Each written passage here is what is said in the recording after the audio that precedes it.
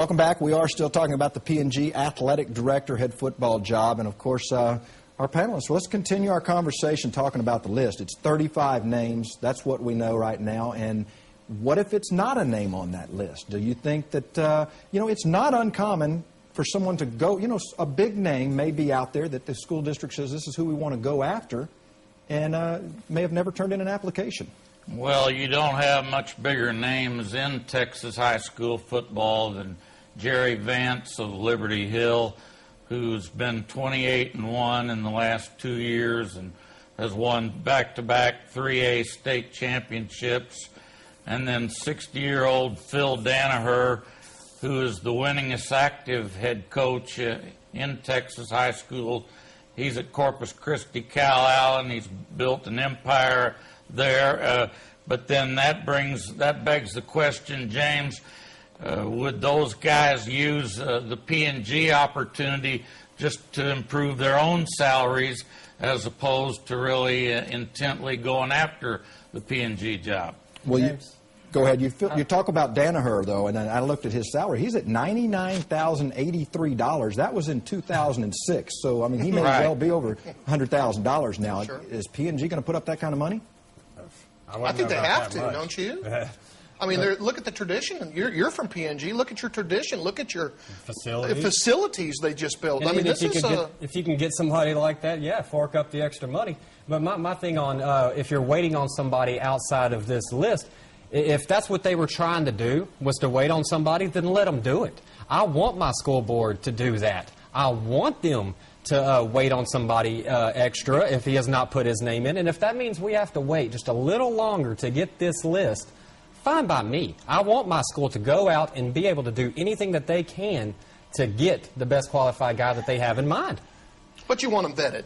I mean, you need to know who they are, right? You got to have them vetted. That's not right. And the one point I want to point out is I don't want a coach that's on this list and maybe told the school board, hey, don't release this list. If you want me to apply, don't release this list or you will get me in trouble. That's not right.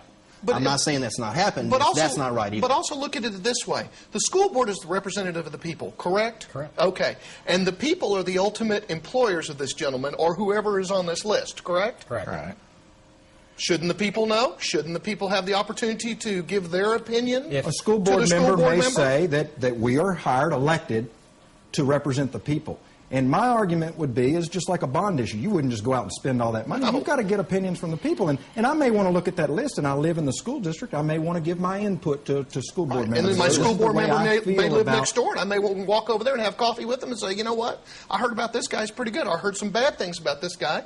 And just give your opinion. But they will. I would have put 99% of the time they would have giving out the finalists, the 5 finalists. Usually everybody does that. The National Football League Players Association even did that today, put out their 5 finalists. So I would imagine they'd have put out the finalists, and that's where you can look and say, I want this guy, I want this guy, I want this guy. And in the end, if it does not work, as a taxpayer, you're right. Go out and vote. But you're looking at apples and oranges. The National Football League is a business. I'm glad. And this is government. And unfortunately, as much as we all Wade Phillips cannot apply for this job. Exactly. I'm glad you brought that. It's government. I'm glad you brought that up. Government needs to be open. In the Port Arthur News, the school board president quoted saying, well, look what happened to the Boston College head coach. So you're comparing PNG football to Boston College, or you're comparing PNG football to the NFL? Calling them the biggest organization around here. I hear you. Absolutely, but that Don't you think we need open and honest government? Well, you've got to have public involvement on this, and if you don't, then you keep people completely in the dark and you make people wonder just what kind of regulation and leadership that you've got. And at the same time, I think to some degree that the PNG people have won the battle to the extent that they bought some time and they really protected the people that were applicants as long as they could till they were forced to have those names go out. And a lot of these people that are high-profile coaches in Texas high school football these days are going to tell these school boards or these superintendents, well, please protect my name for as long as you can anyway. And at least PNG can say at this point that, yes, we did that.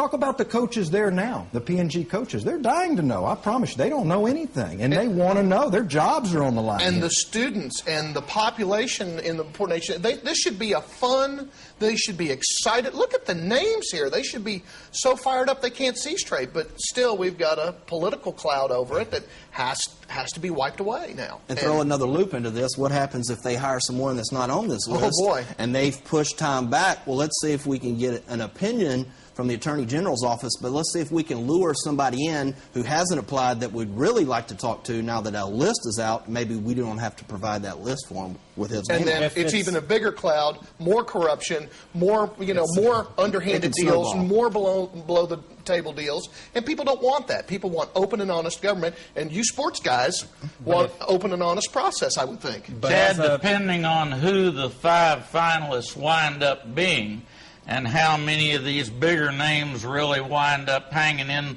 throughout the whole process, a lot of PNG people may wind up wishing, in hindsight, years from now, like the Aggies didn't stick with R.C. Slocum, they may have regretted that they didn't stick with Matt Burnett and just found an offensive play caller that would be more innovative, because Matt Burnett's had great success there when they've had good athletes to go with it. That's a great point, but that's like getting into a new relationship. You never know. It's 50-50. It's either work or it's not going to work, so you never know. But my thing, as a PNG grad and as a fan, and still live there, always will, is if they go out and hire somebody off this list, and it's a big name and I approve of it, fine by me. Okay. I mean, I think that's got to be the MO for any Port Neches guy, or fan, is that fine by me. If they go out and get the best coach possible, if he's not on this list, that does not matter to me. That does not matter to me one bit. But again, the law is the law. I say, and just because it's football, you don't throw the law out. They did no breaking of the law. They put in for a waiver. The waiver said no to them. What did they do today? They released the list. Good topic, and we'll continue it right after this. We'll talk about some of the candidates. Stick around.